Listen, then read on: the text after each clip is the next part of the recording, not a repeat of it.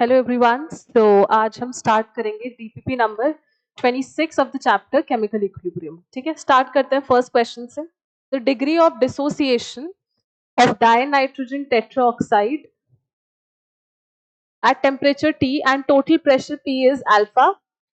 Which one of the following is the correct expression for the equilibrium constant at this temperature? तो हमें एक reaction दी है, N2O4 decompose हो रहा है NO2 में। ठीक है, टोटल प्रेशर बता रखा है P और डिग्री ऑफ डिसोसिएशन बता रखा है अल्फा। हमें क्या बताना है? Kp, अल्फा और टोटल प्रेशर में एक रिलेशन बताना है। ठीक है, सो इसको करते हैं।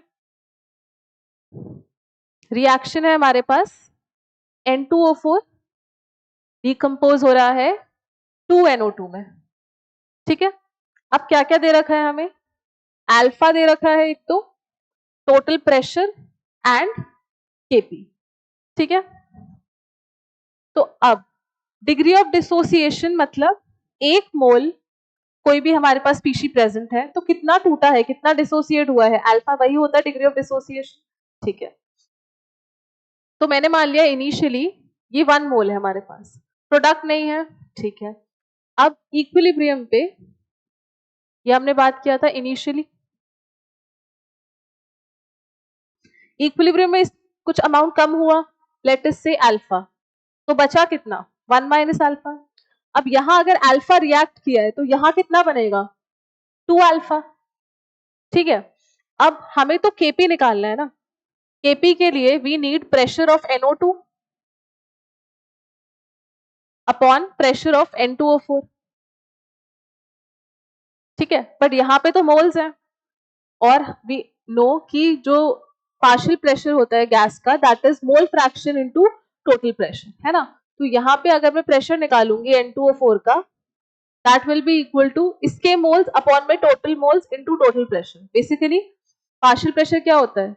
मोल फ्रैक्शन इनटू टोटल प्रेशर, है ना। According to Dalton's law of partial pressure, किसी भी गैस का अगर आपको पार्शियल प्रेशर कैलकुलेट करना है तो क्या कर सकते हैं हम? उसका मोल fraction into total pressure.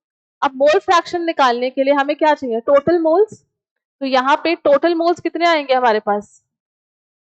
1 minus alpha plus 2 alpha which is 1 plus alpha. तो टोटल मोल्स हमारे पास कितने हैं? 1 प्लस अल्फा। तो यहाँ मोल फ्रैक्शन क्या आएगा?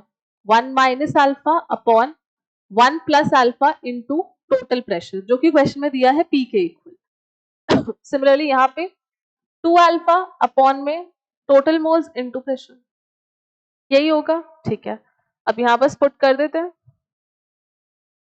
तो Kp is equals to NO2 का प्रेशर का square that is 2 alpha upon 1 plus alpha into P का square divided by 1 minus alpha upon 1 plus alpha into P, यही आ जाएगा।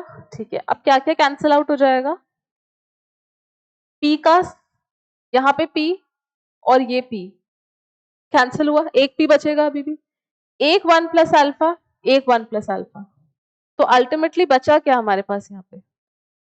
2 का स्क्वायर, ये स्क्वायर ओपन कर रहे हैं हम, 2 का स्क्वायर 4, अल्फा स्क्वायर, अभी भी एक P तो बचा हुआ है ना, नीचे तो एक P था तो एक कैंसिल हुआ है, ऊपर एक बचा हुआ है P अपॉन इसका एक 1 प्लस अल्फा बचा हुआ है, क्योंकि ऊपर स्क्वायर था ना, तो एक 1 प्लस अल्फा इसके 1 प्लस अल्फा से कैंसिल हो गया, तो ऊपर बचा एक 1 प्लस अल्फा और नीचे क्या है हमारे पास? 1 माइनस अल्फा। तो Kp क्या आ गया हमारे पास? 4 अल्फा स्क्वायर P और ये a plus B A minus B क्या होता है? A square minus B square, तो 1 माइनस अल्फा स्क्वायर। तो Kp अल्फा और टोटल प्रेशर में जो रिलेशन आएगा वो क्या आएगा? ये वाला। ठीक है, पार्शियल प्रेशर निकाले, उसके बाद Kp का जैसे हम निकालते हैं नॉर्मली इक्विलिब्रियम कांस्टेंट, उसमें निकाल के उसको पुट कर दिया। तो कौन सा ऑप्शन हो जाएगा? 4 alpha square P 1 minus alpha square, option number D. ठीक है।